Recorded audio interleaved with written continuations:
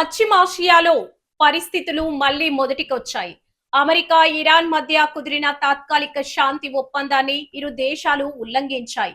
ఇది కేవలం కాగితాలకే పరిమితమైంది. పరస్పర దాడులతో పశ్చిమాసియా దద్దరిల్లుతుంది. ఇరాన్ మౌలిక వసతులను అమెరికా లక్ష్యంగా చేసుకుని వైమానిక దాడులకు దిగుతుంది. ఈ క్రమంలో గల్ఫ్లోని అమెరికా స్థావరాలపై ఇరాన్ డ్రోన్లు, క్షిపణులతో విరుచుకుపడుతోంది. ఈ క్రమంలో బోర్డాన్లోని అమెరికా స్థావరంపై దాడి చేసి భారీగా యుద్ధ విమానాలను ధ్వంసం చేసినట్లు తాజాగా టెహ్రాన్ ప్రకటించింది.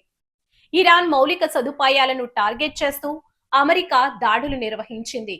జోర్డాన్లో సైనిక స్థావరంపై దాడి చేసినట్లు ప్రకటించిన ఐఆర్జీసీ అమెరికా, ఇరాన్ మధ్య యుద్ధం తీవ్రతరం కావడంతో పశ్చిమాసియాలో మళ్లీ పరిస్థితులు ఆందోళనకరంగా మారాయి.